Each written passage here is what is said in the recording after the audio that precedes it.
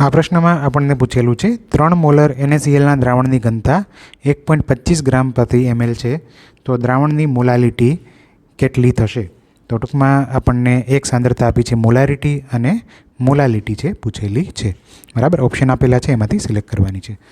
તો જ્યારે પણ મોલારિટી આપેલી હોય અને મોલાલિટી શોધવાની અથવા તો મોલાલિટી આપેલી હોય અને મોલારિટી શોધવાની હોય ત્યારે આપણે એક રિલેશન યુઝ કરી શકીએ. શું? એમ સ્મોલ એમ એટલે કે મોલાલિટી બરાબર 1000 ગુણ્યા મોલારિટી છેદમાં 1000 ગુણ્યા ઘનતા માઇનસ એમ ઇન્ટુ M1, બરાબર. તો જોઈ લે કે આમાં બધા એમ કોણ છે? તો સ્મોલ એમ છે મોલાલિટી, કેપિટલ એમ છે મોલારિટી, ડી છે દ્રાવણની ઘનતા, અને તો આ એમ આવી ગયો, આ એમ આવી ગયો, ડી આવી ગયો, એમ પણ આવી ગયો અને બાકી બચ્યો M1. તો M1 છે બેટા દ્રાવ્યનો અણુભાર. દ્રાવ્યનો અણુભાર અહીંયા દ્રાવ્ય તરીકે કોણ છે? NaCl. તો NaClનો અણુભાર આપણને ખ્યાલ છે કેટલો આવે? 58.5. તો બધી વેલ્યુ આપણે મૂકી દઈએ.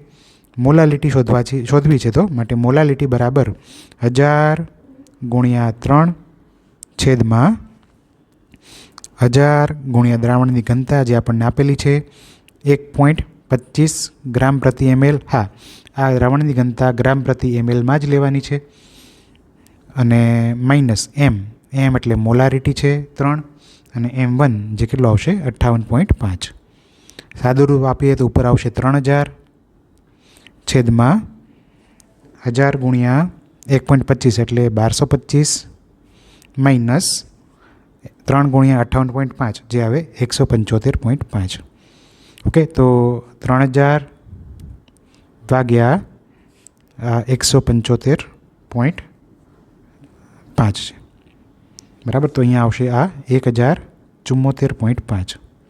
ઓકે, તો આ વેલ્યુ છે. જોઈએ આપણે એક્ઝેક્ટ કેલ્ક્યુલેશનને બાયપાસ કરવું હોય તો 3000 ભાગ્યા 1000, આ આશરે 1000 લઈએ તો એક્ઝેક્ટ વેલ્યુ 3 આવે, પણ છેદ થોડો મોટો છે તો વેલ્યુ થોડી નાની આવશે 3થી. 3થી થોડી નાની હોય એવો એક જ ઓપ્શન છે 2.79.